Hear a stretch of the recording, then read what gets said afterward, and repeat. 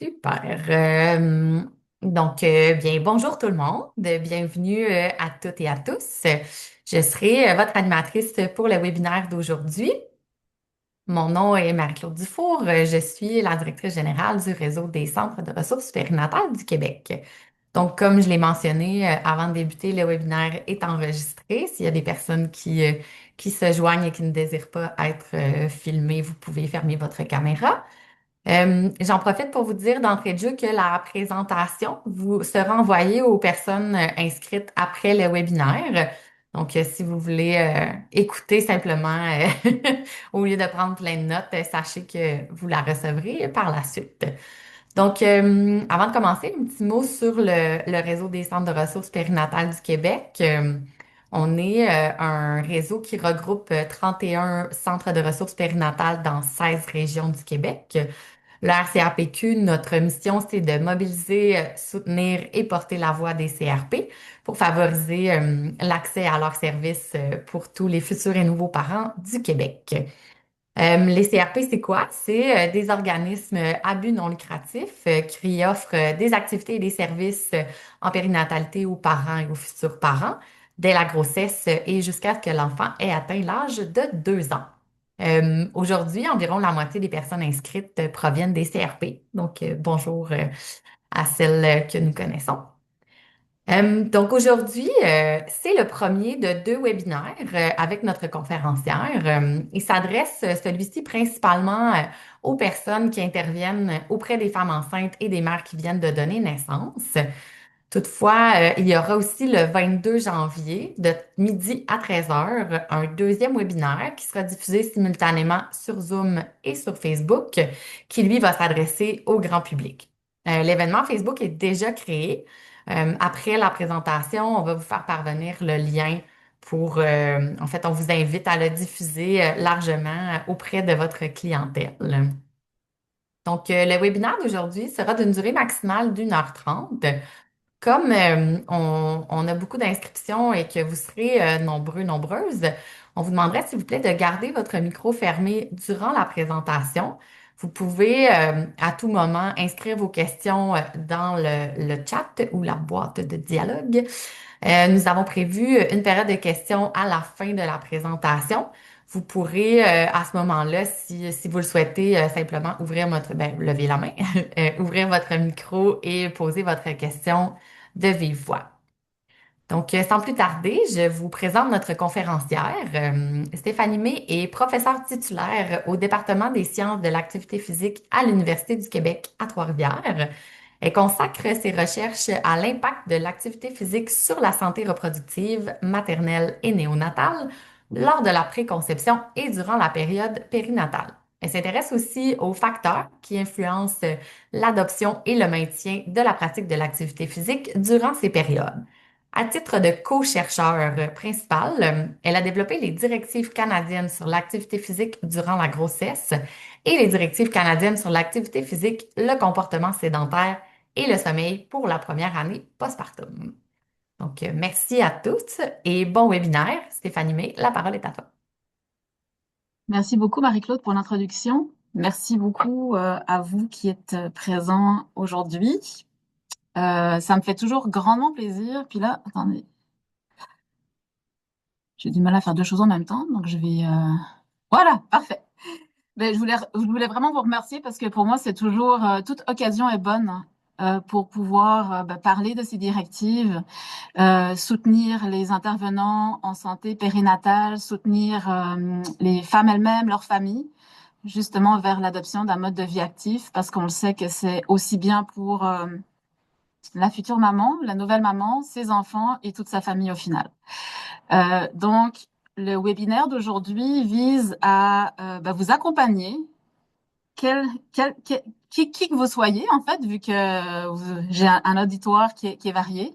Donc, de vous donner les outils pour justement bien accompagner ou mieux accompagner ou optimiser votre accompagnement de vos clientes envers en fait l'activité physique, que ce soit pendant la grossesse ou le postpartum. Donc, ça va être mes objectifs de ce webinaire. Et pourquoi? Ben, c'est parce qu'en fait, souvent, puis vous devez probablement rencontrer ces cas de figure, souvent on nous pose des questions sur est-ce que je peux continuer à bouger pendant ma grossesse? Est-ce que je peux continuer à faire toutes les activités physiques que je faisais avant de tomber enceinte?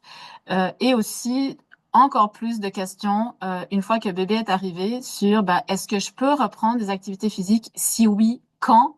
Comment? Combien?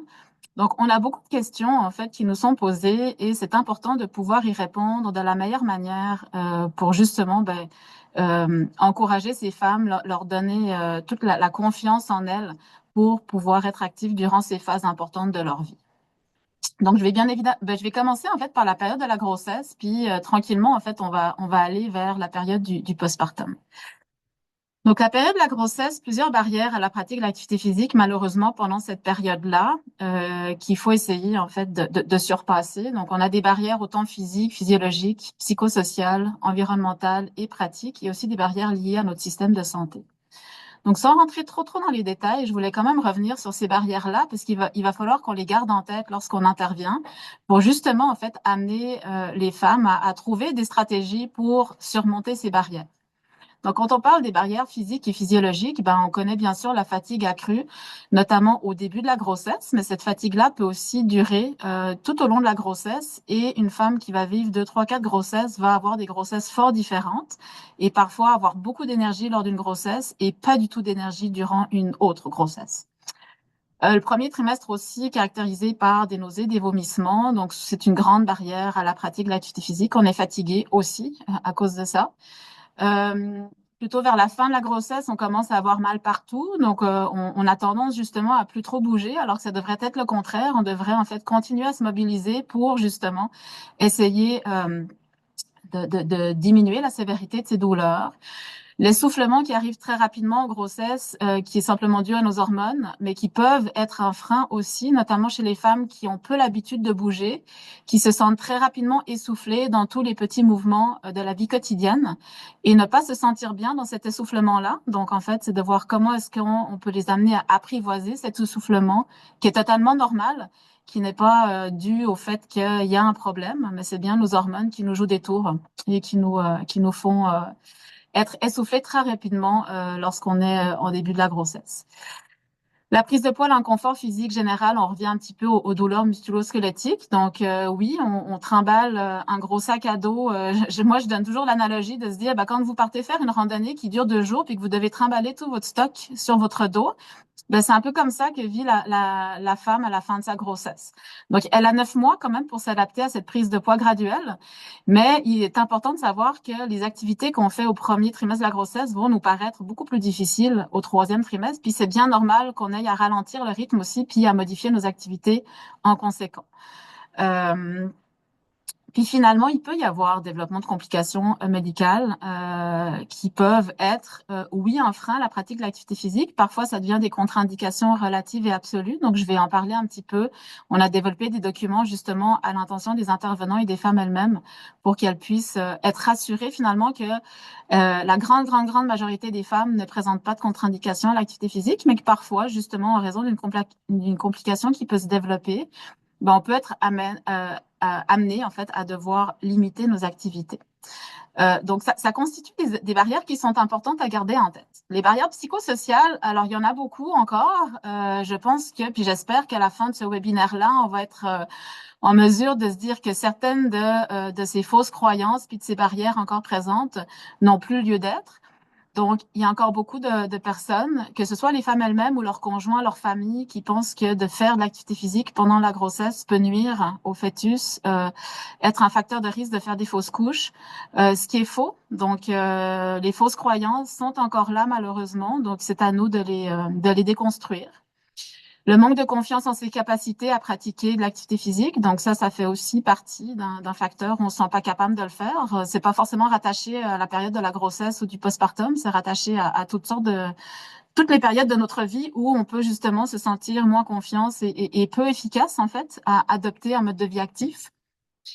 Le stress, l'anxiété, les préoccupations présentes peuvent être une barrière. On va voir que au contraire, la pratique de l'activité physique permet de beaucoup mieux gérer ces ces symptômes et d'avoir un impact très, très bénéfique sur la santé mentale. Souvent, on va avoir tendance à prioriser le repos comme stratégie. Oui, parfois le repos est la bonne stratégie à adopter, parfois non. Donc là, c'est aussi de voir avec les croyances, la culture. Donc on peut provenir de milieux très, très différents qui font que la grossesse peut parfois être vue comme une période où il faut vraiment se reposer, où il faut manger pour deux, où il faut se faire chouchouter, où on est comme en porcelaine et qu'il faut faire attention à tout. Donc, quand ça provient d'un background culturel, ben, c'est là où il faut expliquer que, ben, oui, on doit se reposer parfois, mais que le mouvement reste une habitude de vie qui est très importante pour sa santé.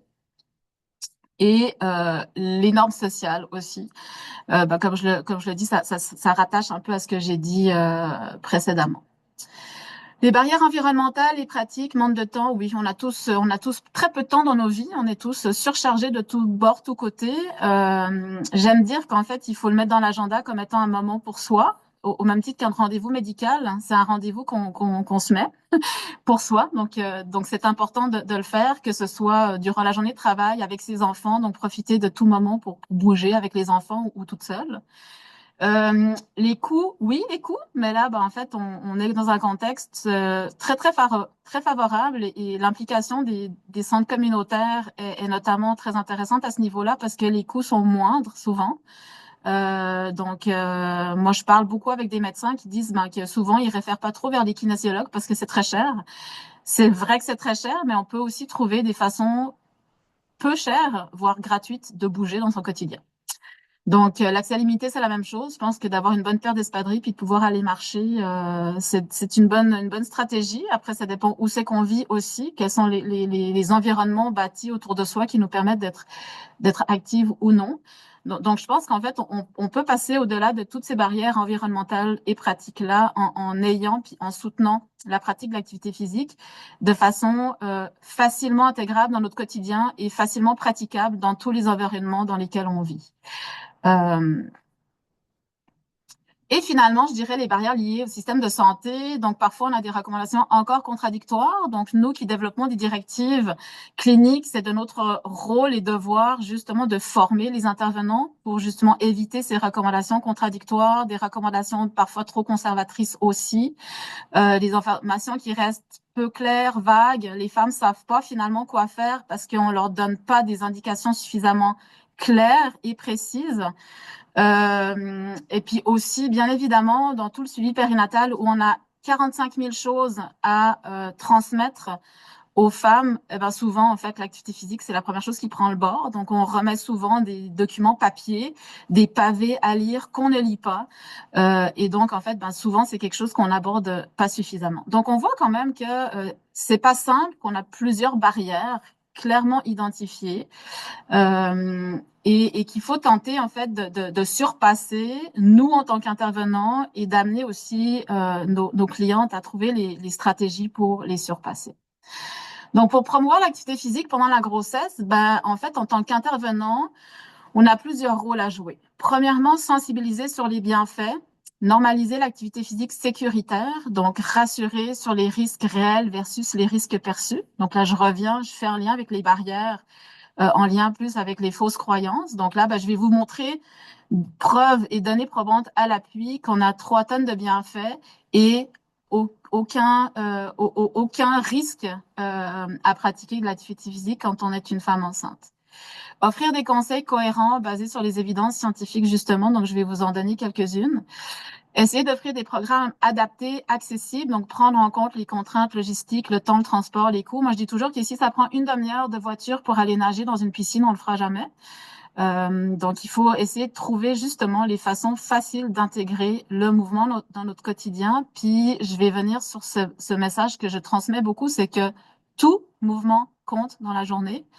On a 24 heures avec idéalement 8 heures de sommeil, mais ça nous laisse quand même beaucoup de temps et d'heures dans la journée pour bouger à tout moment et pas forcément bouger par période d'une heure ou d'une demi-heure d'une traite, mais que des moments actifs qui durent 10 minutes comptent au final dans le calcul. et essayer, tant bien que mal, de renforcer la motivation, l'auto-efficacité, la confiance des femmes à pratiquer une activité physique régulière. Donc, on va regarder en fait comment est-ce qu'on peut, à travers ces différentes façons de faire, euh, mieux s'outiller pour promouvoir la pratique de l'activité physique. Donc, si je viens à sensibiliser sur les bienfaits, l'aspect sécuritaire, donc on a nos directives canadiennes en matière d'activité physique qui datent maintenant de 2019. Donc, très rapidement, en fait, on avait vraiment peu de données probantes. On avait des directives qui dataient de 2003, puis c'était vraiment le moment en 2015, quand on a commencé le travail, de revisiter toute la littérature.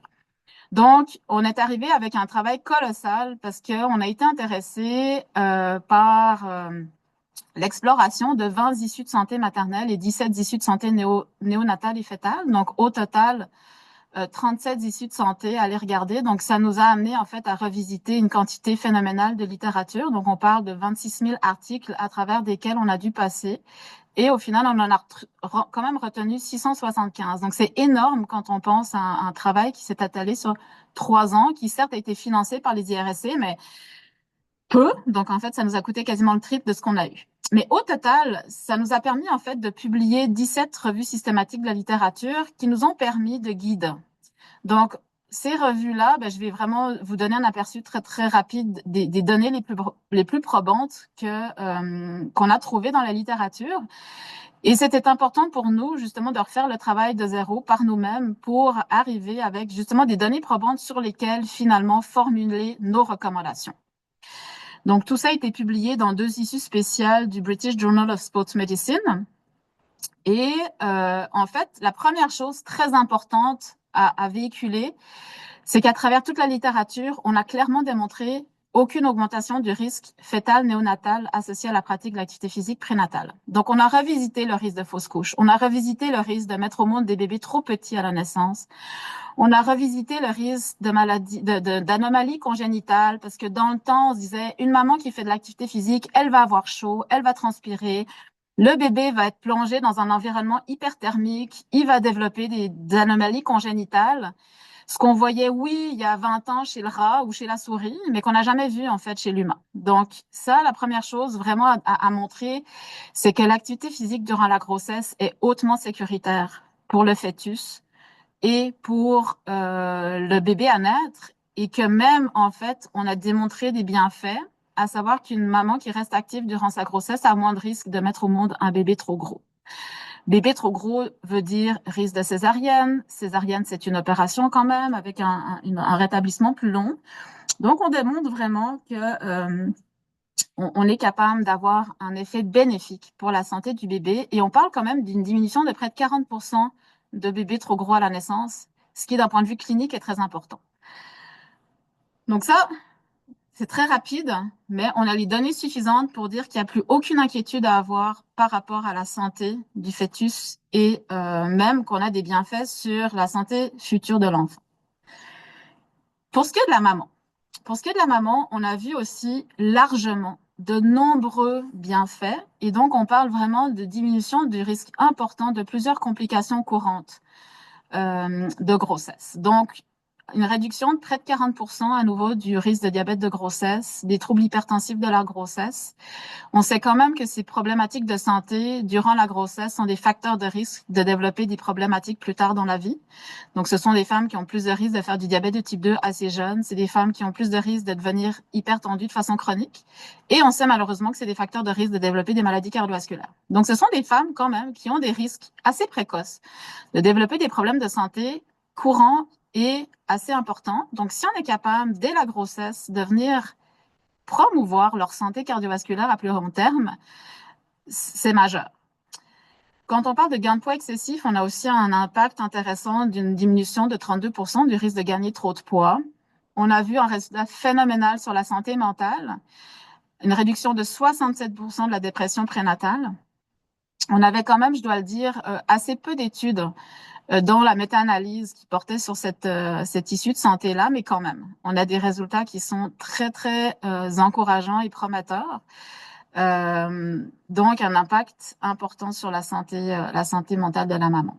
On voit aussi chez les femmes qui ont développé un diabète de grossesse une amélioration du contrôle glycémique. Donc, l'activité physique doit faire partie intégrante de la gestion du diabète de grossesse, parce qu'on voit vraiment que ces femmes sont plus à même de bien contrôler leur glycémie, et on voit aussi une diminution de la sévérité des douleurs lombopelviennes, qui, comme on se souvient, est une barrière très couramment mentionnée par les femmes en disant j'ai mal partout, donc je bouge pas. Oui, mais en bougeant, tu vas réussir à diminuer la sévérité de tes douleurs. Donc, on est capable de briser le cercle vicieux vers la sédentarité et l'inactivité physique en agissant aussi sur ces douleurs-là. Donc, un message important à véhiculer encore là, diminution du risque de plusieurs complications maternelles de la grossesse. Et donc, l'activité physique durant la grossesse est aussi bénéfique pour la maman. Donc, clairement, on a tout en main pour transmettre ce message important. Maintenant, est-ce qu'on leur dit juste, il faut bouger pendant votre grossesse ou est-ce qu'on est capable d'aller vers un message un peu plus détaillé? Puis souvent, les femmes ont besoin de ça parce que juste dire, bouge plus, ça va te faire du bien, c'est pas suffisant. Donc, c'est pour ça qu'en fait, on est arrivé avec des directives assez claires. Donc, comme je le mentionnais, sur la base de nos revues systématiques, c'est des directives qui sont disponibles gratuitement sur le site de la Société canadienne de physiologie de l'exercice. Donc, si vous cliquez sur le lien Clickam lorsque vous aurez le PDF, vous allez pouvoir arriver sur ces directives-là, qui sont téléchargeables aussi gratuitement en couleur, donc que vous pouvez remettre à qui vous voulez. La première question, c'était de se dire à qui sont destinées nos directives. Est-ce que ça vaut pour toutes les femmes ou est-ce qu'il y a des femmes qui ne devraient pas suivre nos directives? Donc, en fait, ce qu'on a montré, c'est que toutes les femmes qui ne présentent pas de contre-indication devraient, en fait, suivre ces directives-là. Qu'elles aient débuté leur grossesse avec un surpoids, une obésité, qu'elles aient été inactives toute leur vie jusqu'au moment de tomber enceinte ou encore qu'elles aient développé des complications comme le diabète de grossesse. Ce sont des directives qui sont destinées à toutes ces femmes. Par contre, sans contre-indication, qu'est-ce que ça veut dire? Donc là, il a fallu qu'on identifie quelles seraient les contre-indications potentielles à l'activité physique d'intensité modérée à vigoureuse. Puis j'insiste sur ce fait-là parce que les activités physiques d'intensité légère devraient être poursuivies, peu importe la complication de la grossesse. À moins vraiment que le médecin décide de ralentir la femme et puis de l'aliter, mais l'alitement devient de plus en plus rare de par toutes les conséquences néfastes que ça a. Donc, une activité légère devrait être poursuivie, en fait, dans la grande majorité des cas. Mais une activité physique d'intensité modérée à vigoureuse pourrait être, en fait, non recommandée à certaines femmes. Et donc, on a développé le questionnaire Mener une vie plus active pendant la grossesse et le formulaire de consultation du professionnel de la santé concernant l'activité physique prénatale. À nouveau, il y a un lien cliquant, donc vous allez pouvoir, en fait, accéder directement à ces documents-là. Et ces documents, en fait, avaient des visées assez spécifiques. Donc, on voulait, en fait, développer un outil d'évaluation préalable à la participation à l'activité physique qui soit auto-administré. Donc, très simple, c'est la femme, en fait, qui remplit le questionnaire et qui, en fait, surtout voulait rassurer les femmes en santé sur l'adoption et le maintien d'un mode de vie actif durant la grossesse. Donc, on parle vraiment de la grande majorité des femmes qui, en fait, devraient être assurées sur le fait qu'elles peuvent être actives et faire des activités d'intensité modérée à vigoureuse pendant leur grossesse. Le but, c'était d'identifier vraiment le petit nombre de femmes qui pourraient avoir une contre-indication à l'exercice et qui devraient, dans ce cas-ci, en fait, consulter leur professionnel de la santé avant de s'engager dans une activité physique modérée à vigoureuse. Donc, très rapidement, je ne rentrerai pas dans les détails, mais on a une liste de contre-indications sur la première page. On a à la deuxième page, en fait, un tableau qui nous permet d'évaluer c'est quoi le niveau d'activité physique de notre cliente. On part d'où, on veut l'emmener où. Donc ça, c'était important aussi pour pouvoir personnaliser notre intervention. Puis quand on revient sur la première page, en fait, c'est une liste de questions. Si la femme répond non à toutes les questions, l'activité physique est recommandée, donc il n'y a rien d'autre à faire. Par contre, si elle répond oui à au moins une des questions, c'est là où on l'encourage à consulter le professionnel de la santé qui suit sa grossesse, donc un médecin, une sage-femme, peu importe, et d'utiliser à ce moment-là le formulaire de consultation du professionnel de la santé concernant l'activité physique. Ce formulaire-là, en fait, se veut un outil de communication entre la femme enceinte, son kinésiologue, si elle est suivie par un kinésiologue, un centre de conditionnement physique, ou encore le médecin, la sage-femme, simplement pour s'assurer justement que quand il y a une présence d'une problématique de santé, qu'on soit rassuré ou en fait qu'on ait l'aval du médecin ou du professionnel de la santé pour dire, malgré tout, elle peut quand même continuer son cours de groupe ou elle peut continuer son programme d'activité physique. Donc, c'était vraiment pour favoriser les échanges constructifs entre tout le monde et s'assurer que l'intervention soit sécuritaire en activité physique. Donc ici, il y a différents cas de figure aussi. Donc l'activité physique sera recommandée ou non, suivant la présence de la contre-indication relative ou absolue. Et le médecin, la sage-femme peut aussi donner en fait des recommandations plus spécifiques ou référer par exemple sa patiente vers un physio en rééducation périnéale, un chiro pour le mal de dos, un ostéo, peu importe. Donc on a vraiment un document qui peut nous être retourné en tant qu'intervenant pour justement nous aider dans l'accompagnement de ces femmes-là vers un mode de vie actif qui soit sécuritaire. Mais comme je le dis, ça, ça, ça, ça, ça, comment je dirais, ça va en fait, ça va en fait concerner un très faible pourcentage des femmes enceintes. C'est ça ce que je cherchais comme mot. Donc, une fois qu'on a identifié à qui s'adressent nos directives, il s'agissait de savoir, OK, combien est-ce qu'elle devrait en faire? Qu'est-ce qu'elle devrait faire? Comment est-ce qu'elle devrait faire pour justement aller chercher le maximum de bienfaits pour leur santé? Donc, on a fait toutes sortes d'analyses statistiques pour savoir justement, en fait, le volume hebdomadaire minimal que ça prend si on veut vraiment avoir un impact clinique sur leur santé.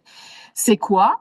Puis on est arrivé exactement au même chiffre que pour l'adulte. Donc on était content de voir que finalement la femme enceinte, elle n'est pas en porcelaine, puis qu'elle devrait elle aussi, idéalement, atteindre le 150 minutes d'activité physique variée d'intensité modérée par semaine. Le modéré, c'est parce qu'on avait très peu d'études qui en fait intégraient de l'activité physique vigoureuse. Donc on n'est jamais en mesure de savoir jusqu'où on peut pousser la machine avant d'avoir peut-être un impact moins favorable ou peut-être que d'aller chercher une intensité très élevée ne va pas forcément apporter plus de bienfaits que d'aller chercher une intensité modérée. Donc, vous allez voir que dans nos directives, puis dans l'article scientifique, on a un tableau où on suggère des fréquences cardiaques à ne pas dépasser. Donc, vous pourrez aller regarder ce tableau-là si jamais vous avez des clientes ou des patientes qui sont hyper actives et qui peuvent faire de l'activité physique vigoureuse.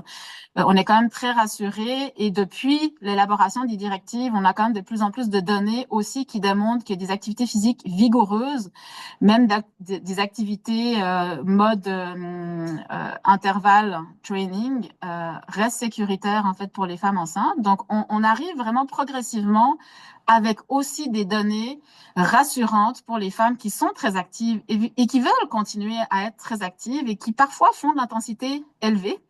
Donc, on est rassuré par le fait que on a quand même des très belles réponses, autant de la part du fœtus que de la maman, et qui sont rassurantes. Mais comme je le dis, au temps où on a fait nos revues systématiques, la grande majorité des études étaient sur de l'intensité modérée.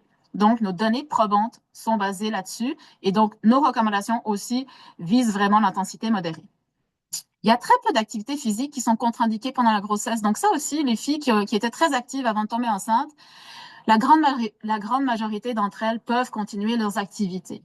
Bien évidemment, il y a un peu de bon sens aussi. Si je faisais de la boxe ou du kung-fu, du judo, puis que je suis enceinte, euh, c'est des activités qui sont moins adaptées. Donc, en fait, tout ce qui est risque de chute, risque de trauma au niveau de l'abdomen, risque de blessure ligamentaire parce qu'on est toutes hyperlaxes quand on est enceinte, c'est à éviter ou à faire avec des intensités moins importantes. Les sports d'équipe, souvent, les coéquipières vont faire plus attention quand une des membres de l'équipe est enceinte. Donc, ça va jouer un peu moins fort aussi. Donc, parfois, on peut continuer ces activités-là, mais avec une intensité plus basse. Donc, de nouveau, dans l'article scientifique, on a un tableau avec certaines choses qui sont non recommandées, mais qui ont vraiment du bon sens. Le hot yoga, qui est très à la mode, on l'évite quand on est enceinte. Gravir le mont Everest, on l'évite aussi. Faire de la plongée sous-marine, on l'évite aussi. Mais ça, c'est typiquement du bon sens, puis c'est pas basé sur la science parce qu'on sera jamais capable de faire des études où j'envoie un groupe de mamans faire du hot yoga. Et puis je regarde qu'est-ce qui se passe avec son fœtus, puis avec elle. Le comité éthique sera jamais d'accord, donc on n'aura jamais ces données probantes là, mais ça reste du bon sens. On souhaite étaler ce 150 minutes sur minimalement 3 jours par semaine. C'est un peu logique, hein. Nous, on voit vraiment la semaine comme étant chaque moment, chaque occasion est importante pour bouger. On veut pas rester assis sur nos fesses toute la semaine devant l'ordinateur puis se dire je vais aller faire une randonnée de 3 heures le dimanche. On essaie vraiment d'étaler puis d'être active le plus possible au courant de la semaine. Ce qu'on dit aussi, c'est qu'une femme qui veut être active à tous les jours, eh ben, c'est recommandé, c'est encouragé. Donc, on n'a pas de limite de dire tous les jours, c'est trop. Si tu te sens bien dans tous les jours, que ça te fait du bien, puis que tu n'as pas des symptômes qui nous montrent que c'est trop, c'est-à-dire de l'anémie sévère ou de la grande fatigue ou des douleurs qui sont trop sévères, ben, ça veut dire que c'est correct d'en faire à tous les jours. On a aussi émis une recommandation sur les exercices de renforcement des muscles du plancher pelvien parce qu'on a démontré que de faire ces exercices déjà pendant la grossesse, ça avait un impact très intéressant sur la diminution du risque d'incontinence urinaire. On va voir le même résultat en postnatal, mais souvent, en fait, on a tendance à penser à notre plancher pelvien après l'accouchement alors qu'on devrait déjà y penser pendant la grossesse. Notamment chez les filles qui courent encore pendant leur grossesse, c'est important de s'assurer que ce petit muscle-là soit suffisamment solide pour pouvoir supporter l'impact de la course à pied et le fœtus qui grossit et qui appuie de plus en plus sur ce muscle-là. Donc, on suggère aussi d'intégrer une routine d'exercice à tous les jours pour renforcer les muscles du plancher pelvien. Ce que je dis toujours, c'est que oui, 150 minutes, c'est l'idéal. Mais par contre, on revient toujours à qui est la cliente en face de soi. Si la cliente est une femme qui n'a jamais bougé dans sa vie, qui présente plusieurs barrières, qui a mal partout, qui a un surplus de poids, ben, ça se peut peut-être que 150 minutes soit jamais atteint, même à la fin de sa grossesse ou même pendant le deuxième trimestre de la grossesse, qui est comme l'Eldorado où tout va bien, puis on a boosté, on a plein d'énergie. Donc moi, je dis toujours, chaque pas compte dans sa journée. Un petit peu, c'est toujours mieux que rien du tout. On essaie de faire le mieux qu'on peut, d'atteindre les recommandations, parce qu'on sait que si on les atteint, c'est là où on est capable d'aller chercher le plus de bienfaits pour notre santé, celle de notre bébé. Mais si on n'y arrive pas, c'est pas bien grave. On a quand même démontré que les femmes qui font beaucoup moins que les recommandations, qui font de l'activité physique légère, on est capable d'aller chercher des bienfaits. Donc, je pense qu'il faut vraiment qu'on nuance le message par rapport à qui c'est qu'on a en face de soi. Puis j'aime toujours dire, on progresse plutôt qu'on performe. Je pense que les femmes, on est un peu dans un mode ultra de performance. On doit être la meilleure dans toutes les sphères de notre vie. C'est peut-être parfois aussi la raison pour laquelle notre santé mentale est mise à mal. Donc, on vise la progression plutôt que la performance. Puis ça, c'est bien, ça doit être le cas autant pendant la grossesse qu'en postnatal. Donc, c'est vraiment un message que je répète le plus possible que je peux. Donc voilà les recommandations qu'on a. C'est très, très, je dirais, rapide, mais ça nous permet de nous outiller en disant on a des données probantes sur lesquelles on peut s'appuyer et voici des recommandations qui sont un peu plus précises que juste de se dire bougez plus dans votre vie. Une fois qu'on sait ça, comment est-ce qu'on peut les soutenir? Donc là, ben, on parlait d'offrir des programmes adaptés, accessibles, parce que ça fait partie des barrières qui sont souvent nommées par les femmes enceintes. Il n'y a pas de programme adapté dans ma ville, il y a pas de piscine, il n'y a pas de parc. Comment est-ce qu'on fait? Euh, donc moi, je travaille de plus en plus avec la communauté parce que je pense que oui, on a des super beaux centres de conditionnement physique qui se spécialisent en activité physique périnatale. Tant mieux si les femmes peuvent s'offrir ces cours-là avec des kinésiologues, tant mieux. Parce que je les invite souvent en fait à aller explorer aussi ces centres-là. Mais parfois, puis c'est souvent le cas, c'est que les femmes ou les familles qui ont le plus besoin de cet accompagnement sont souvent des personnes plus vulnérables et qui n'ont pas accès justement à ces encadrements plus structurés. Donc, la communauté, les centres communautaires sont vraiment des endroits privilégiés parce que on a des cours de groupe prénataux qui sont supervisés par des intervenants et qui coûtent peu cher.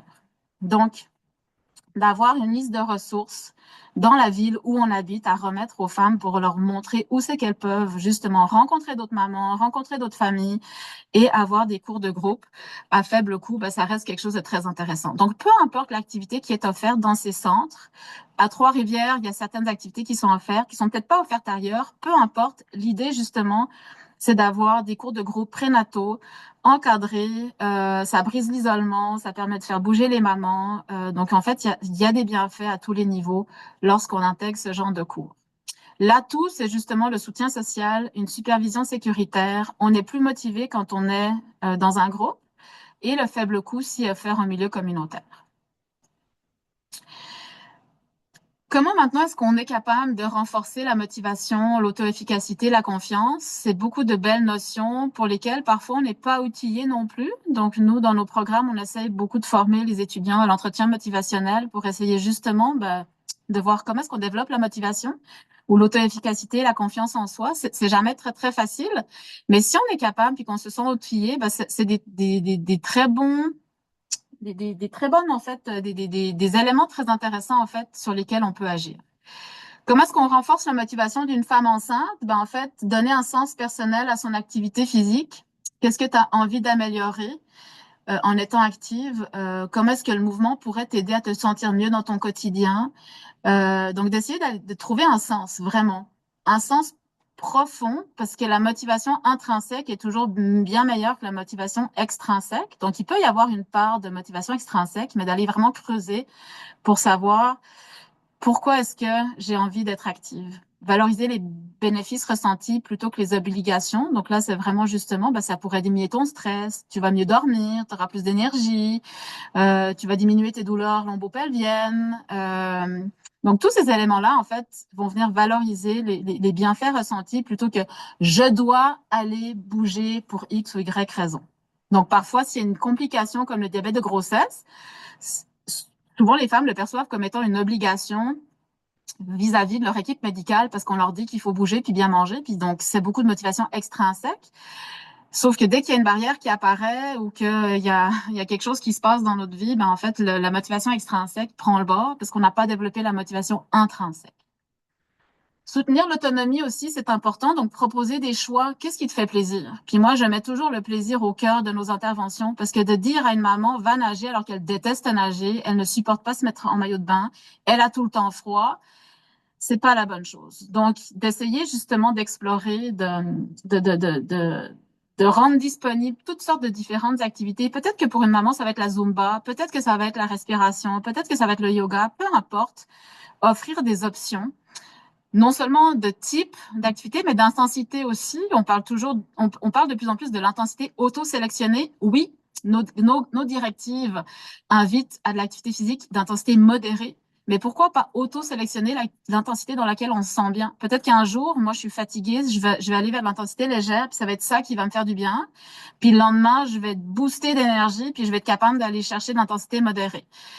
Il faut que ce soit adaptable, il faut que ce soit flexible, parce qu'on sait que chaque jour est différent quand on est une femme enceinte. Et le fait d'avoir des choix, ça augmente fortement la motivation autonome et intrinsèque, donc c'est très important. Comment je peux renforcer l'auto-efficacité? Décomposer l'activité en des actions simples. Donc, on commence par 5 à 10 minutes par jour. Moi, je dis souvent, comment se passe ton heure du lunch? Est-ce que tu manges devant ton ordinateur, puis que finalement, tu ne bouges pas de ta chaise à partir du moment où tu arrives au bureau, jusqu'à ce que tu partes du bureau, puis que le seul moment où tu te lèves, c'est pour aller à la toilette? Peut-être que tu pourrais profiter de ton heure de lunch pour aller marcher 10 minutes. Embarque un collègue ou une collègue avec toi, faites-vous un groupe de marche. Sur l'heure du midi, on s'impose, peu importe si ça va nous faire du bien, 10 minutes de marche, 15 minutes de marche. Si je fais ça 5 jours par semaine, j'arrive à 50 minutes, voire parfois même plus dans ma semaine. Ça compte dans mon 150 minutes que je devrais idéalement viser. Donc, c'est vraiment de proposer des moments dans la journée, des routines d'exercice. Je marche après mon lunch. Je remplis pas ma bouteille d'eau jusqu'au bout le matin, mais je remplis vraiment à moitié. Comme ça, quand je la vide, je dois me lever, aller à l'abreuvoir et la remplir. Normaliser et anticiper les symptômes. On explique, oui, la fatigue, l'essoufflement, l'inconfort, c'est des choses qui sont normales, puis qui arrivent avec la grossesse. Donc, on essaie de voir comment est-ce qu'on peut adapter concrètement les activités pour essayer de limiter ces douleurs. On rassure sur la sécurité, on clarifie les signaux d'alerte réels. Donc oui, il peut y avoir des signaux d'alerte réels, mais il y a beaucoup de signaux perçus qui ne sont pas des vrais signaux qui devraient faire qu'on s'inquiète. Donner de la rétroaction positive spécifique. Donc, souvent, on va dire, ouais, bravo, c'est bien, tu as été plus active, mais plutôt aller encore plus dans la précision. Tu as identifié une activité qui fonctionne, qui te plaît. Pour toi, c'est génial. continue, intègre-la le plus souvent dans ta semaine. Tu as été capable de marcher, t'as été capable d'aller marcher malgré le fait que ton horaire débordait de partout. Génial. C'est un pas de plus vers l'atteinte d'un mode de vie plus actif. Donc, préciser renforce la compétence perçue aussi quand on arrive avec des rétroactions plus précises que juste un bravo ou un félicitation. Puis finalement, la confiance, comment est-ce qu'on est capable de la renforcer? Ben, je pense justement, on essaie de déconstruire les fausses croyances avec douceur, parce que peut-être que c'est des fausses croyances qui sont véhiculées par le conjoint, par la famille, par les grands-parents, par la communauté qui vient peut-être d'ailleurs aussi, et dans lesquelles l'activité physique n'est pas du tout un comportement qu'on valorise ou qu'on met de l'avant. Utiliser un discours qui est normalisant, justement. C'est beaucoup de femmes enceintes diminuent leurs activités physiques pendant la grossesse, donc on sait que c'est une réalité. Mais on est capable, avec des adaptations, avec de la flexibilité, d'essayer de rester actif durant la grossesse. Puis on peut justement aussi donner des exemples réalistes de réussite de femmes qui ont réussi à maintenir un mode de vie actif pendant la grossesse. Donc, tous ces éléments, c'est beaucoup de choses, mais ça donne des pistes, en fait, pour essayer d'être mieux outillé pour promouvoir la pratique de l'activité physique durant la grossesse. Puis, de nouveau, ça doit être flexible, adapté au trimestre de la grossesse, adapté aux inconforts. Mais l'idée, c'est vraiment d'essayer de promouvoir le plus possible un mode de vie actif durant cette période de vie importante, parce que ça a autant des bienfaits pour notre santé que pour la santé de notre futur enfant. Euh, donc ça fait le tour de la grossesse, puis je prendrai vos questions à la fin s'il y en a sur cette période-là. Donc maintenant, en fait, on va transiter vers une période où je dirais, durant laquelle je dirais qu'il y a encore plus de barrières. Donc, une fois que bébé est arrivé, la vie change de façon impressionnante. Donc, ça peut être le premier qui arrive, mais quand c'est pas le premier puis qu'il y en a d'autres à s'occuper à la maison, on rentre dans une période où il y a de nombreux défis. Et ça, on le sait très bien. On a des défis qui sont autant physiques qu'émotionnels. Donc, on est dans un tumulte hormonal encore. Euh, on manque clairement de sommeil. On est clairement fatigué. Je pense qu'il n'y a aucune nouvelle maman qui va dire qu'elle dort des 8 heures, 10 heures d'une traite puis qui sent top shape. C'est une grosse barrière. Il peut y avoir des défis avec l'allaitement. Donc, ça peut être compliqué au début. Donc, comment est-ce que justement on combine allaitement, activité physique? On va voir que c'est tout à fait possible, puis que ça vient pas en fait en contradiction ou autre. On peut aussi avoir des problèmes au niveau de notre plancher pelvien, selon comment l'accouchement s'est passé. Ça se peut qu'il y ait eu des blessures, des points de suture. On peut aussi avoir accouché par césarienne et avoir une belle cicatrice qui fait mal, qui guérit peu. Et on peut avoir toutes sortes de difficultés émotionnelles, voire de santé psychologique. Donc, pour ne pas la nommer, la dépression postpartum, qui est quand même malheureusement fréquente et courante. Donc, on voit quand même que il va falloir qu'on accompagne avec beaucoup de bienveillance les nouvelles mamans, justement vers la réintégration ou l'intégration tout court du mouvement après l'accouchement.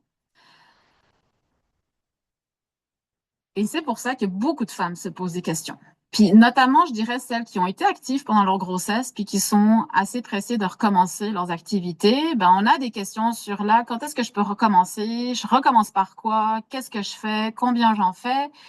Euh, donc, il y a beaucoup de questions qui nous sont posées. Et c'est des questions, en fait, qu'on devrait probablement, en fait, aborder à la fin de la grossesse. Parce que c'est un peu tard de parler de tout ça une fois que bébé est arrivé.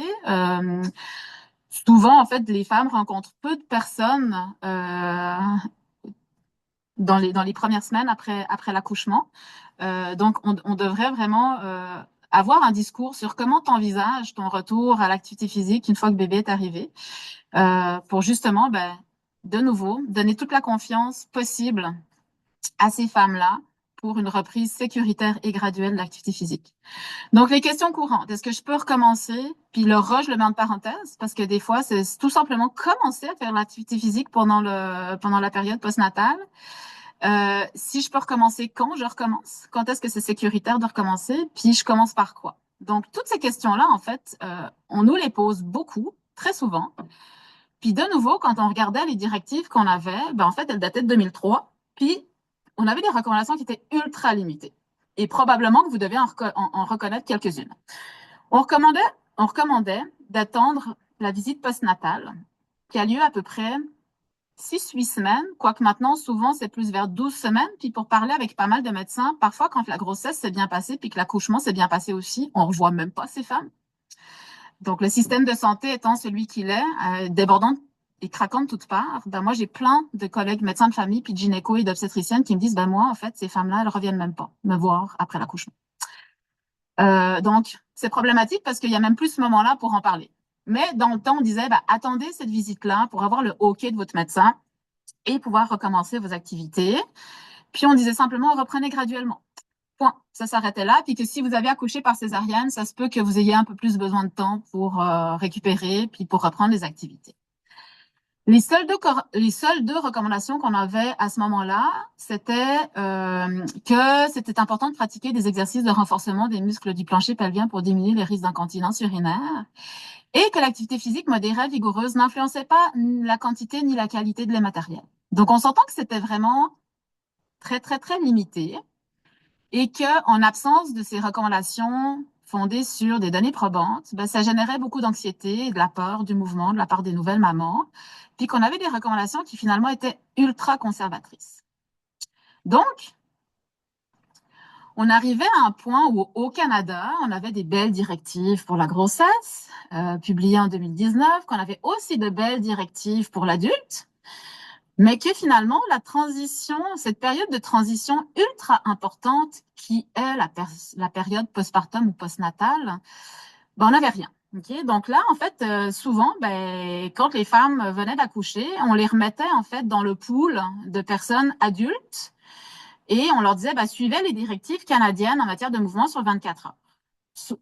Super, sauf qu'en fait, on est tous d'accord que quand on vient d'accoucher, on n'est pas tout à fait pareil qu'un adulte qui n'a jamais vécu de grossesse.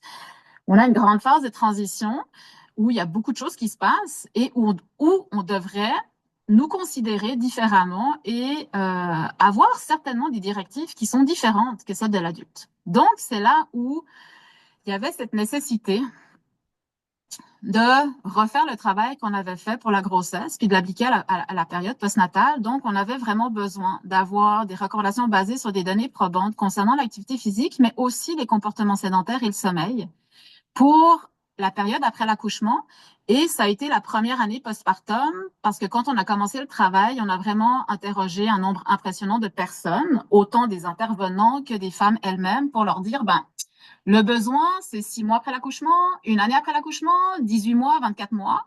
Et la grande majorité des personnes qui ont répondu à nos sondages parlaient vraiment, ben, pour nous, le postpartum ou le postnatal, c'est vraiment la première année après l'accouchement. Donc, on est allé vraiment avec cette fenêtre-là de une année avec des recommandations sur les comportements parce que le Canada était vraiment dans une mouvance de dire, on parle du mouvement général et pas juste de l'activité physique modérée vigoureuse. Donc, le punch, c'est que probablement qu'il va falloir qu'on revisite nos directives pour la grossesse en y intégrant les mouvements, tous les mouvements. Donc, ça va être notre prochain grand chantier de travail. Mais donc, en fait, c'est là-dessus qu'on s'est lancé à partir de 2021. Et de nouveau, un travail très important où on a au final à nouveau retenu à peu près 575 articles qui nous ont permis ben, à nouveau de publier plusieurs méta-analyses qui nous ont servi de guide pour développer les recommandations.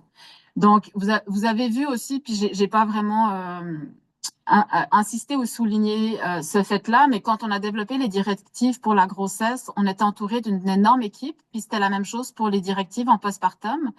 Postpartum, on avait 0 sous là. On n'a pas été financé. Les IRSC avaient refusé notre demande de financement. Donc, on est parti avec aucun financement et donc, ça a nécessité d'avoir encore plus de personnes autour de nous pour pouvoir abattre ce travail. Donc, on parle de 48 personnes, dont 19 étudiants. Donc, ça a été aussi un projet super intéressant parce qu'on a formé beaucoup, beaucoup, beaucoup de personnes et d'étudiants. dans tout le processus-là. Donc, c'est notre belle équipe, en fait, sans laquelle on n'aurait jamais été capable de publier ces directives qui sont toutes fraîches, donc qui ont été publiées en mars 25. Donc, de nouveau, elles ont été publiées dans le British Journal of Sports Medicine et de nouveau accessibles aussi via le lien cliquable sur le site de la Société canadienne de physiologie de l'exercice. Donc, au total, on arrive avec 9 recommandations, donc beaucoup, 7 qui touchent à l'activité physique, une qui touche au comportement sédentaire et une qui touche au sommeil. Et donc, en fait, je vais vous décortiquer un peu ces recommandations-là pour voir d'où c'est qu'elles sortent et bien comprendre finalement nos messages. Donc, la première recommandation qui est que finalement, de nouveau, toutes les femmes qui viennent d'accoucher, qui n'ont pas de contre-indication à la pratique de l'activité physique modérée et vigoureuse devraient être actives. Et pourquoi? Ben, c'est parce qu'en fait, nos méta-analyses ont à nouveau démontré une tonne de bienfaits sur la santé des femmes euh, associées à la pratique de l'activité physique en postpartum. Donc, on parle à nouveau d'un impact majeur sur la santé mentale. Donc, on parle d'une diminution du risque de 45% de la dépression postpartum. Et donc, ce qu'il faut savoir, c'est que nos directives ont vraiment été guidées par ce résultat-là, parce que pour nous, c'était au cœur de nos préoccupations. C'était vraiment l'issue de santé maternelle qui était pour nous la plus importante et la plus préoccupante. Et donc, le résultat qu'on a démontré ici était assez phénoménal et nous a permis vraiment de raffiner nos directives pour soutenir du mieux possible la santé mentale maternelle.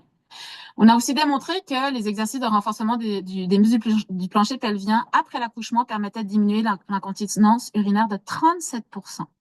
L'incontinence urinaire, c'est une barrière majeure à la pratique de l'activité physique et peut aussi avoir des conséquences assez dramatiques plus tard dans la vie. Donc, plus tôt on s'en occupe, mieux c'est. Donc là, on voit que prendre soin de ce muscle après l'accouchement est très important.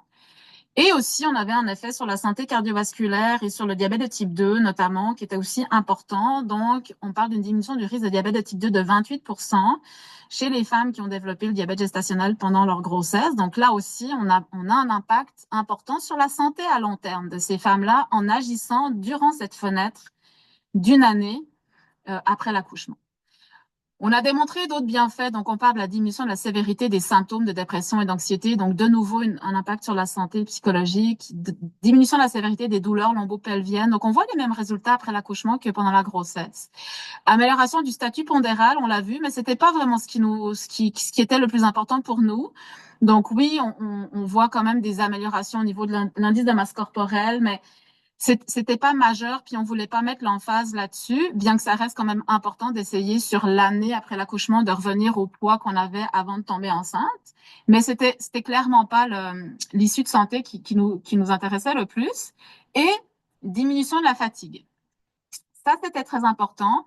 On va voir aussi une amélioration de la qualité du sommeil. Donc, de nouveau, sachant que le sommeil et la fatigue sont énormes durant cette phase-là, ben, de savoir que de faire de l'activité physique nous aide, c'est important, puis ça devrait aussi faire partie de nos éléments de nos justifications ou de nos bonnes raisons, en fait, de faire de l'activité physique pendant la période postnatale. Donc, clairement, on a montré beaucoup de bénéfices en lien avec la pratique de l'activité physique après l'accouchement et aucun effet indésirable. Notamment, on regardait est-ce que les filles qui reviennent à l'activité physique assez rapidement après l'accouchement produisent moins de lait? Est-ce que la qualité du lait est affectée? Est-ce que le bébé, il tète moins, il prend moins de volume? Est-ce que le bébé, du coup, grandit moins bien? Tout ça, en fait, on l'a pas vu. Donc, ça n'affecte absolument pas, justement, la croissance ou le développement de l'enfant à travers une modification de la qualité ou de la quantité de lait maternel. Donc, que des bénéfices. On parle aussi ici donc de directives qui sont destinées à des femmes qui n'ont pas de complications. De la même manière que ce qu'on a émis pour la grossesse, sauf que cette fois-ci, en fait, on a fait le tour de la littérature pour savoir, mais quelles pourraient être les contre-indications de l'activité physique modérée vigoureuse après l'accouchement. Parce qu'on avait quand même de bonnes données pour la grossesse, donc on avait des contre-indications qui étaient clairement établies et qui étaient soutenues aussi par tout le corps médical. Mais pour le postnatal, on n'a strictement rien vu dans la littérature. Et ça nous a amené, en fait, à peu près 6 mois avant de se dire, on va publier nos choses, à refaire une autre étude. Donc là, on a quand même débordé sur une année de travail en plus, parce qu'il fallait, en fait, qu'on arrive avec des contre-indications.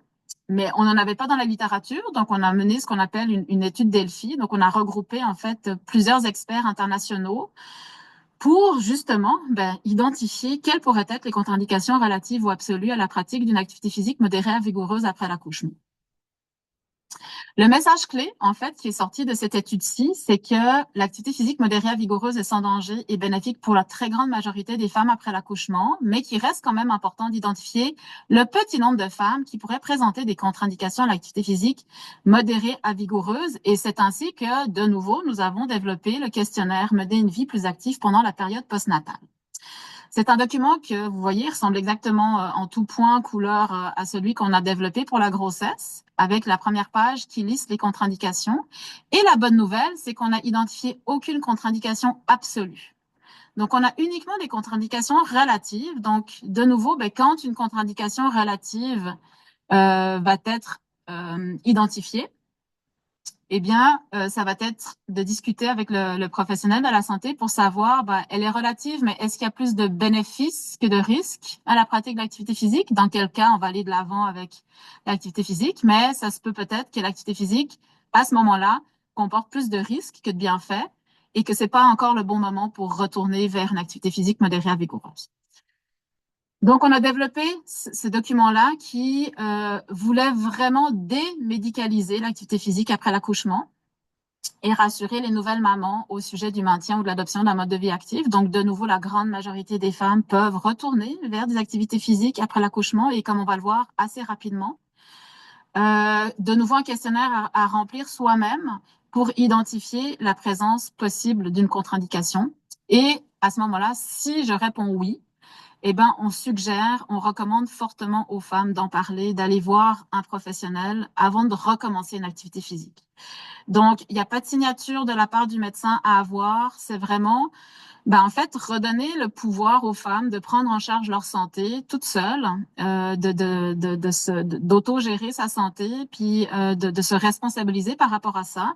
Et en remplissant ce questionnaire, de savoir si effectivement il faudrait aller en parler à un professionnel de la santé avant de débuter une activité physique d'intensité modérée à vigoureuse. Je l'insiste encore parce que l'activité physique légère, il y a zéro contre-indication et toutes les femmes devraient pouvoir aller prendre leur marche, même 24 heures après avoir accouché, sans problème. Les troisième et quatrième recommandations, à nouveau, en fait, basées sur des analyses statistiques assez poussées, nous ont montré que pour obtenir des bienfaits significatifs sur le plan clinique, donc notamment la santé mentale, les nouvelles mamans devraient accumuler 120 minutes d'activité physique modérée à vigoureuse par semaine. Étalées minimalement sur 4 jours, devraient être des activités physiques variées qui procurent du plaisir. Donc, je le mets en gras et en majuscule parce que, de nouveau, le plaisir doit être au cœur de nos interventions.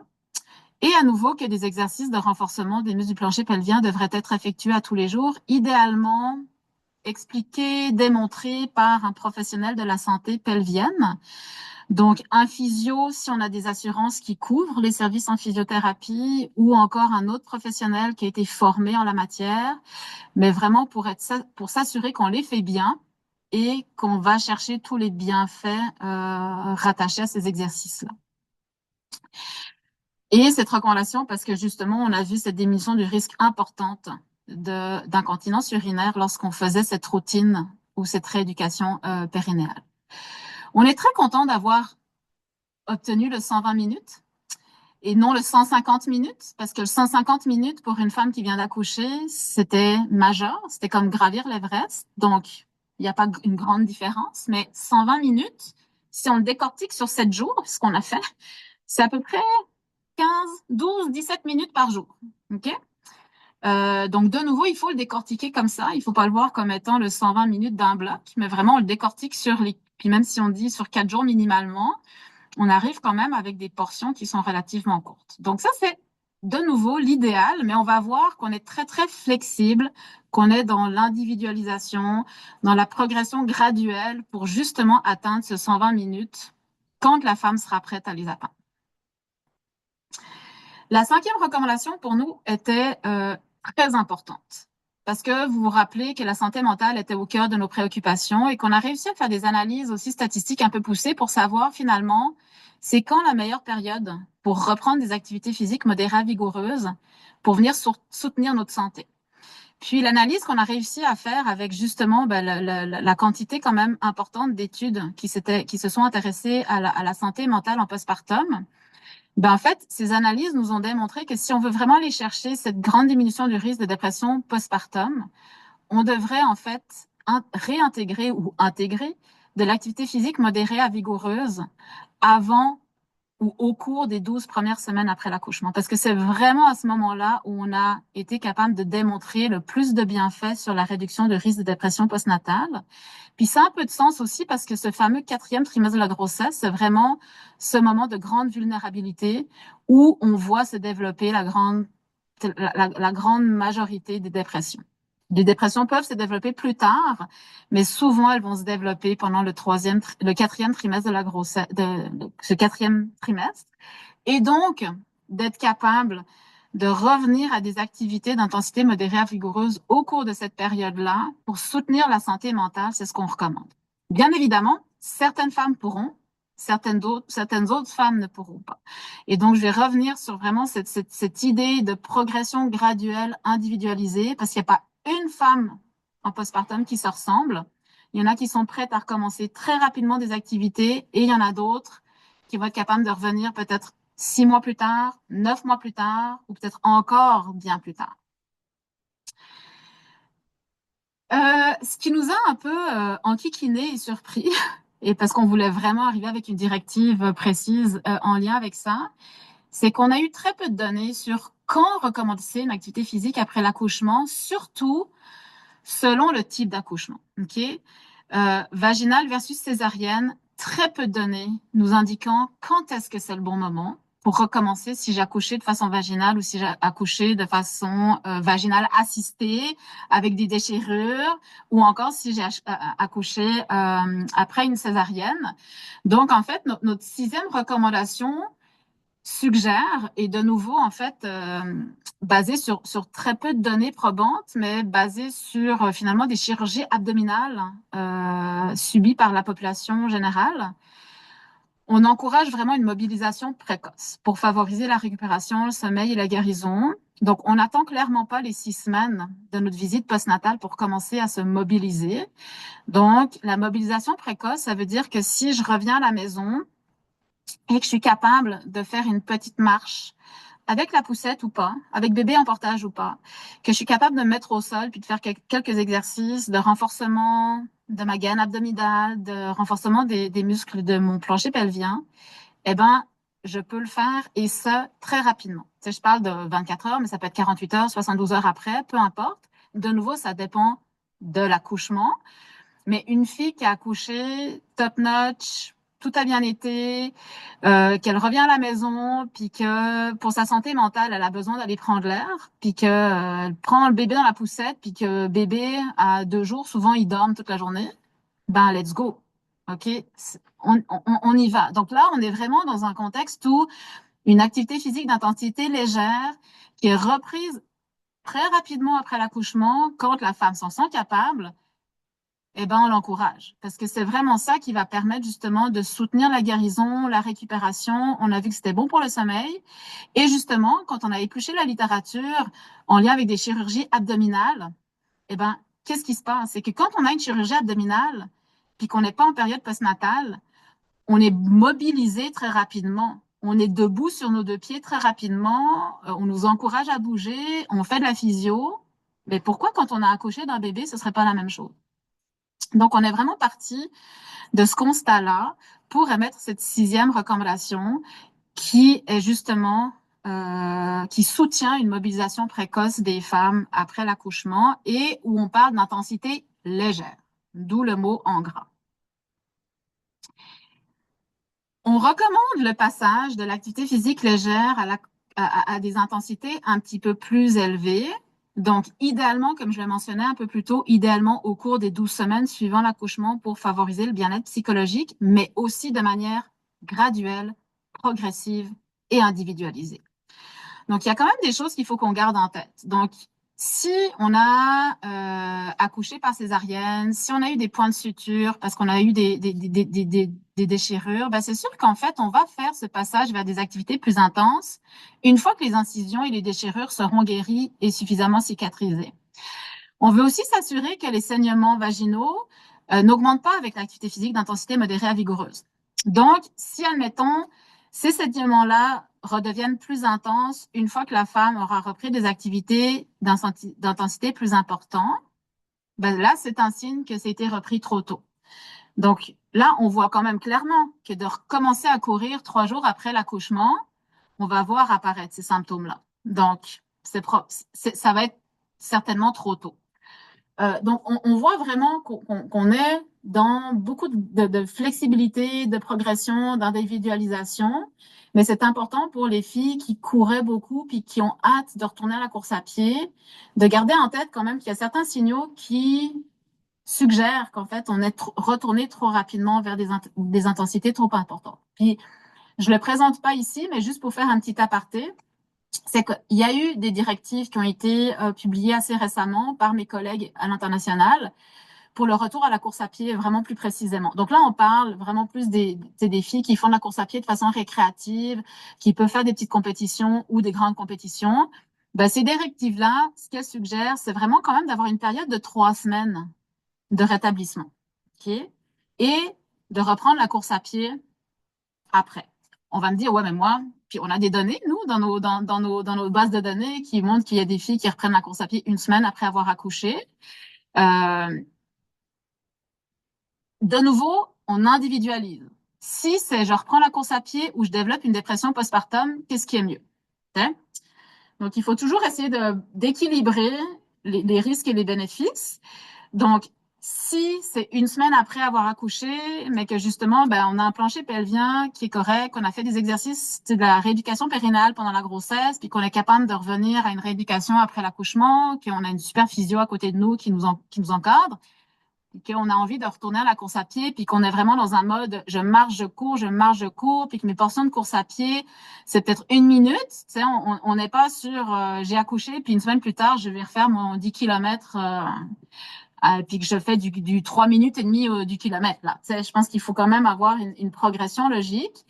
Puis ce qu'on dit pour ces filles-là, c'est qu'il faut vraiment voir l'accouchement comme étant, comme nécessitant en fait le même degré de rééducation qu'après une chirurgie ligamentaire, par exemple. Okay? On s'est déchiré le ligament du genou, ben on repasse par une rééducation du genou avant de reprendre des activités plus intenses. Ben, on devrait voir en fait l'accouchement de la même manière et s'assurer que ce retour vers des activités plus intenses soit graduel, progressive. On peut avoir des planifications ou un retour à la course à pied sous forme de marche-course. Il y a plein de programmes qui existent et qui sont disponibles, mais il faut vraiment que ce soit graduel et progressif pour éviter justement des symptômes qui pourraient laisser penser qu'on y est allé trop rapidement. Donc ici, oui, il y a des saignements, mais il peut aussi y avoir des douleurs musculo-squelettiques, de la fatigue très, très importante, de l'anémie, des douleurs, peu importe. Donc ça, c'est des signaux, en fait, qui sont des signaux d'alarme qui disent, il faudrait que tu retournes vers des intensités un peu plus légères. Donc, au final, un beau graphique pour vous transmettre les messages clés, c'est on a besoin d'avoir un accompagnement personnalisé, on assure la sécurité, bien évidemment, un retour très progressif et graduel. Tout mouvement compte, ça c'est vraiment comme ma phrase fétiche. Et aussi le soutien social et émotionnel très, très, très important de la part de la famille, de la part du conjoint, de la part de la société. Ce soutien-là est indispensable parce qu'en fait, puis je vais le dire plus tard, là, mais on est tout à fait consciente et on l'a été quand on a rédigé nos directives, que l'atteinte de ces directives peut être très difficile si on n'a pas le soutien nécessaire. Donc, il y a beaucoup de déterminants sociaux, entre autres la précarité économique, l'isolement social, l'appartement des groupes minoritaires, qui constituent des obstacles supplémentaires encore à tous les défis qu'une maman qui vient d'accoucher peut avoir. Et donc, on est tout à fait conscient que ça prend vraiment un soutien social et émotionnel très important autour de ces nouvelles mamans pour les aider justement vers l'atteinte des recommandations qu'on a émises. Deux dernières recommandations. Donc là, en fait, on a fait le tour vraiment des 7 recommandations en matière d'activité physique, mais on n'oubliera pas qu'on avait aussi le sommeil puis les comportements sédentaires comme étant des comportements qui nous intéressaient.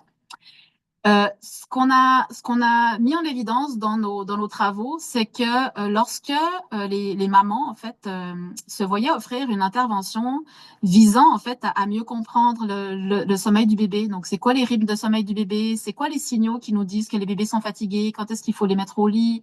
Et aussi qui visait finalement à soutenir une bonne hygiène de sommeil de la part de la maman. Et ben, ces interventions-là finalement démontraient un effet intéressant sur la réduction de la sévérité des symptômes de dépression. Donc, quand on intervient sur le sommeil, sans grande surprise, on est capable aussi d'intervenir sur la santé mentale des mamans. Et ce qu'on a vu aussi, comme je l'ai dit tantôt, c'est que l'activité physique permet d'améliorer la qualité de sommeil. Donc, c'est pas, on va jamais dormir plus d'heures, ou en tout cas jamais. On souhaite tous dormir plus d'heures quand on est une nouvelle maman, mais ça arrive rarement. Mais la bonne nouvelle, par contre, c'est que la qualité du sommeil s'améliore.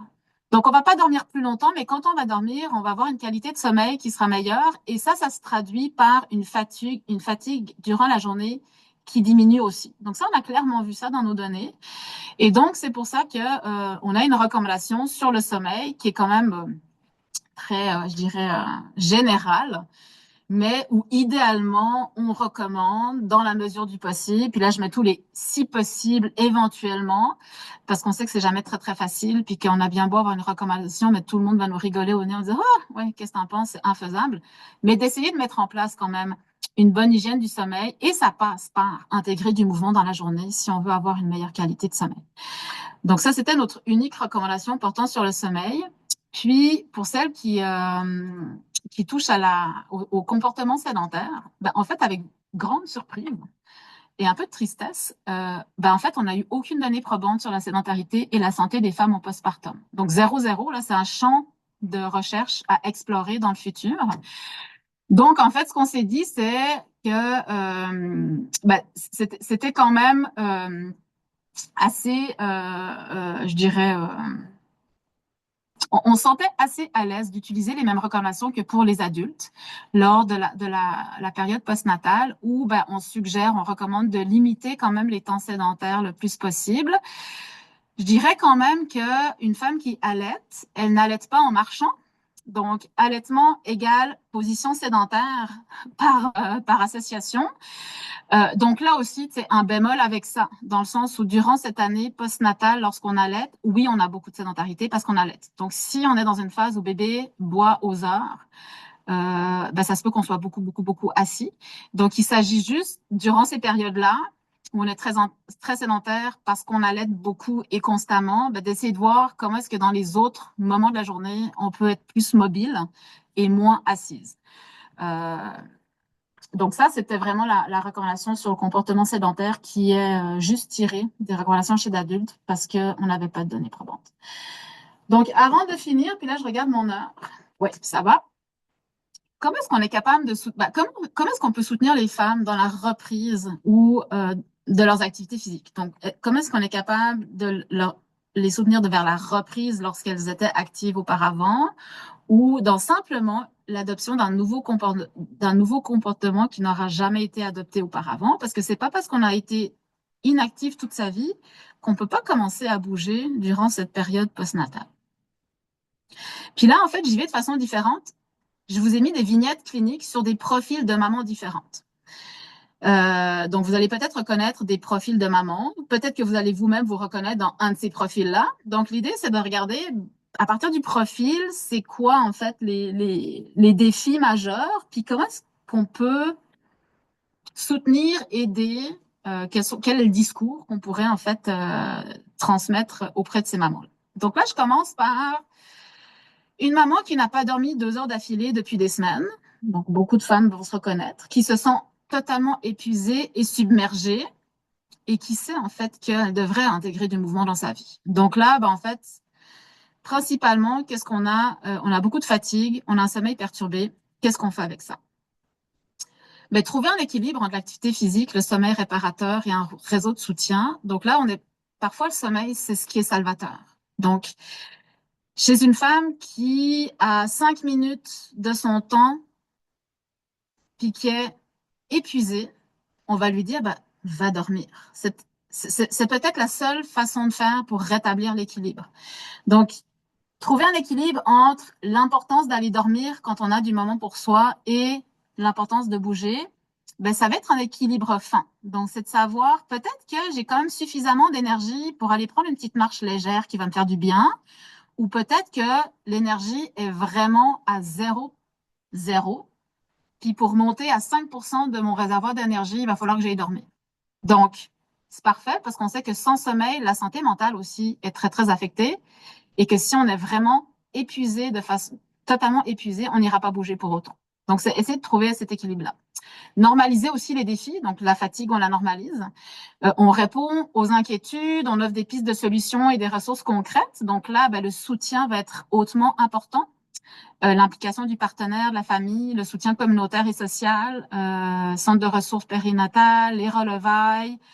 Il y a des choses dans la communauté qui existent pour essayer de nous donner un peu d'espace pour souffler, dormir, se laver les cheveux, puis peut-être aller marcher toute seule, parce que parfois on a besoin d'un temps aussi, on est toute seule sans bébé. Donc marcher avec la poussette et le bébé, c'est super, mais parfois les femmes ont besoin d'être toutes seules puis d'avoir un moment juste à elles. Donc c'est de voir comment est-ce qu'on est capable de soutenir ces femmes-là pour qu'elles soient capables de se trouver des petits moments à elles.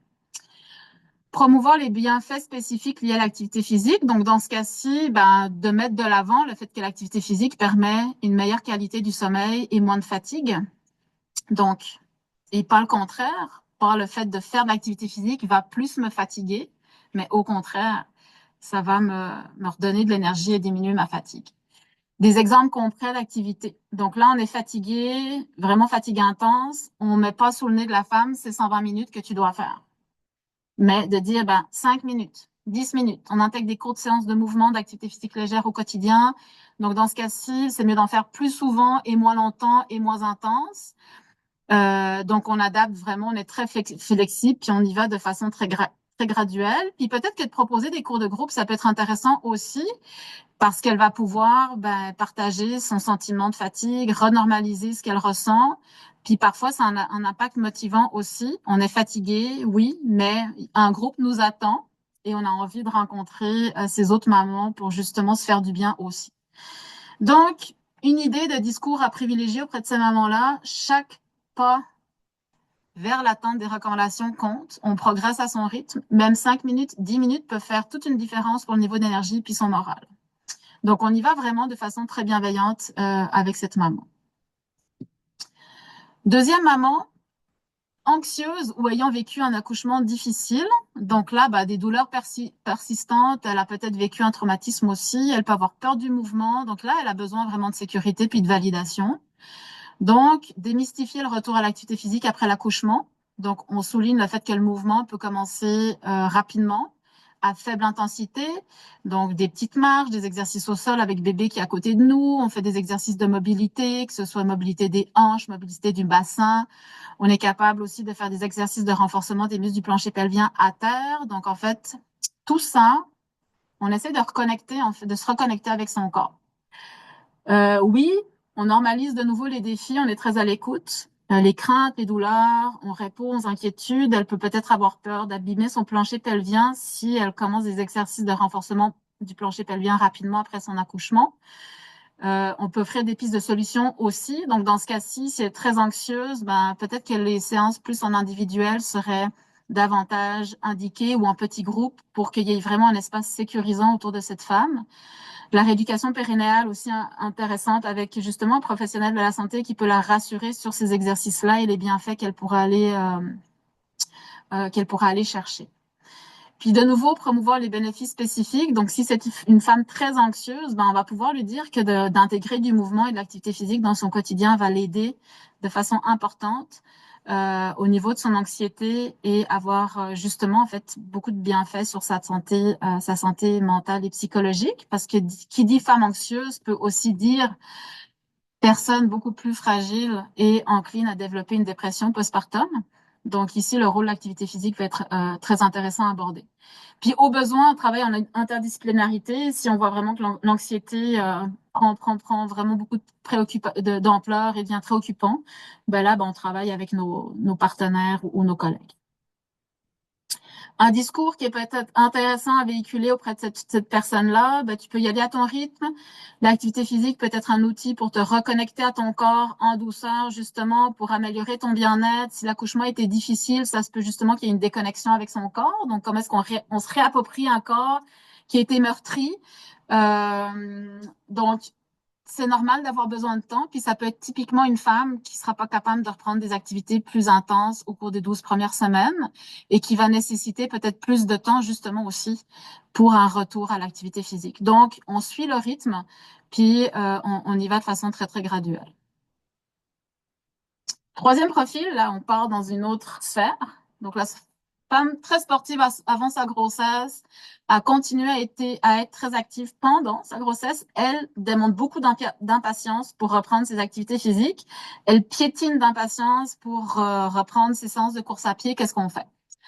Donc, elle, en fait, on n'a pas besoin de la motiver. On doit plutôt la freiner ou en tout cas la sensibiliser au fait que commencer trop tôt, ça peut aussi ne pas être très, très bon. Donc, les risques de reprendre trop rapidement, elle pourrait, elle, minimiser justement les changements corporels puis être vraiment plus dans l'atteinte de retourner vers ses performances. Donc qu'est-ce qu'on fait avec elle? Donc, ton milieu hormonal, il est toujours influencé par ta grossesse. Puis surtout, si tu allaites, on sait quand même que le milieu hormonal, il est très influencé par aussi la poursuite de l'allaitement. Donc, le risque de blessure est encore présent. On garde une hyperlaxité quand même encore présente avec l'allaitement en postpartum. L'importance de la rééducation périnale chez cette femme si elle veut reprendre la course à pied rapidement. Donc, vraiment mettre de l'importance sur cette portion-là de la rééducation postnatale. La sensibilité sur les signes et symptômes qui pourraient apparaître si on reprend trop rapidement. Donc oui, on avait dit les saignements vaginaux lorsqu'on reprend l'activité, mais ça peut être aussi justement une fatigue qui augmente, des douleurs, s'il y a eu des incisions, des déchirures, une cicatrice de césarienne, des douleurs musculo-squelettiques ou encore toute autre contre-indication relative qui pourrait tout d'un coup apparaître. Donc là, on a le questionnaire qu'on a développé. On pourrait ne pas avoir de contre-indication relative du tout, mais de par une reprise trop hâtive de l'activité physique d'intensité modérée à vigoureuse, voir apparaître certaines de ces contre-indications-là. Donc ça, c'est ça qu'on ne souhaite pas. En fait, on veut pas un retour en arrière. Donc la progression, elle est vraiment très importante. Et donc, lui proposer une planification progressive, individualisée et structurée. Donc, je parlais vraiment de la reprise marche-course. Donc ça, moi, je suis passée par là, puis c'est très intéressant. On y va à son rythme, puis on augmente progressivement les durées de course, mais on commence pas tout de suite par partir sur 1 heure de course à pied d'une traite, parce que assurément, il va y avoir des douleurs. Ça, c'est clair et net. Même chez quelqu'un qui est resté très actif pendant sa grossesse, il faut savoir que c'est normal quand même qu'il y ait un certain déconditionnement et que le niveau de condition physique demande à être rebâti progressivement après l'accouchement. Donc, on pourrait lui dire effectivement, le déconditionnement physique après l'accouchement est normal, même chez les femmes actives pendant la grossesse. Donc, le retour à ton niveau d'avant est tout à fait possible, mais il faut passer par une phase de rééducation progressive pour durer, puis éviter qu'on se blesse et de devoir retourner en arrière. Donc là, on progresse. Progresser est plus important que atteindre la perfection. Donc, typiquement, probablement une femme qui est très perfectionniste dans ses activités physiques et peut-être dans d'autres sphères de sa vie aussi. Donc, on essaye d'accompagner, en fait, cette femme du mieux possible vers le retour à ses activités. Stéphanie, je m'excuse Ouais, de te couper. Je vois le temps qui ouais. file. Je sais qu'il te reste des profils, puis il nous reste Oh, cinq tu sais quoi? minutes si Moi, tu voulais garder du temps pour les ouais. questions. Tu sais quoi? J'avais en tête 1 heure et demie. C'est pour ça que je suis trop tard. Mon Dieu. OK. Ah, voilà. Eh, catastrophe. Parce que dans mon agenda, j'avais 1 heure et demie et je suis vraiment désolée. C'est On bien peut grave, sauter, ça passe vite. on saute celle-ci, on saute la prochaine. De toute façon, il me reste 2 diapos, puis je voulais vraiment garder du temps pour les questions, donc je suis vraiment désolée. Comme quoi, je suis trop enthousiaste quand je parle de mon sujet. Mot de la fin, dernière diapo. Puis j'en ai déjà parlé, c'est vraiment le soutien social qui est essentiel. Donc comme je l'ai dit, nous en fait, on a beaucoup fait d'aller-retour pour en arriver à des directives qui soient non culpabilisantes et qui vraiment mettent de l'avant le fait que ça prend un soutien solide, essentiel. Donc, que ce soit le soutien de la famille, du conjoint, de la communauté. Puis, encore une fois, je pense que les centres communautaires sont vraiment des alliés très, très, très, très, très importants. Et donc, vous faites partie aussi pour la plupart de ces centres-là. Donc, c'est des milieux d'accueil qui, pour moi, sont essentiels pour ces familles et qui, justement, nous permettent de les accompagner dans cette transition de vie qui est importante. Donc, mon Dieu, t'aurais dû m'arrêter avant. J'arrête mon partage puis je prends vos questions. On se disait que tu avais regardé, c'est comme, OK, je suis encore Mais correcte. non, mais je regardais puis je disais, coudon, il me reste 45 minutes encore parce que c'était moins quart. Mais non, pas tout, il me restait 15 minutes. J'aurais dû m'arrêter à ce moment-là. En tout cas, Mais merci beaucoup, Stéphanie May. Merci à tout le monde qui est là aussi. Effectivement, là, c'est ça, les centres communautaires offrent des beaux services. Puis ben, les centres de ressources périnatales, notamment, il y en a plusieurs qui ont des groupes ouais, d'activité physique en prénatal, en postnatal. Donc, oui. je voulais le mentionner là, pour les personnes qui ne sont pas nécessairement de notre réseau. Euh, Mhm. Avant de passer aux questions, je voulais aussi vous mentionner qu'un sondage de satisfaction va vous être envoyé là, après le webinaire. Donc, vos commentaires seraient appréciés, bien sûr. On avait eu une question, Stéphanie May. Il y Oui, a quelqu'un qui demandait si ce serait possible d'avoir accès aux données de recherche là, quand on se parlait des revues systématiques là, ouais, c'est à la diapositive 10. Je ne sais pas si les références sont dans ton... oui, OK, c'est ça. ouais. Parfait. Je les ai toutes mises, les références. Puis pour les postnatales, je pense qu'il y a le lien cliquable vers l'issue spéciale qui regroupe en fait toutes les revues.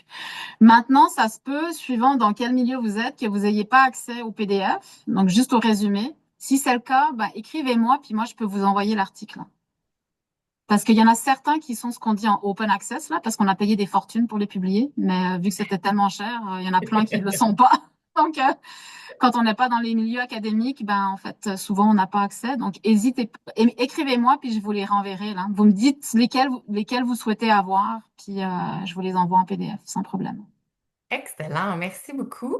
On avait aussi quelqu'un qui nous demandait si c'était possible qu'on partage l'enregistrement avec des collègues. Elle nous dit que c'est trop riche et ressent un besoin là, de partager ça. Je ne vois pas d'inconvénient, mais je voulais Pas de tasser bien souci. expliqué. Super, merci. Maintenant, s'il y en a qui ont des questions, qui auraient envie de lever la main et de les poser de vive voix dans le chat, on n'avait rien d'autre pour le moment.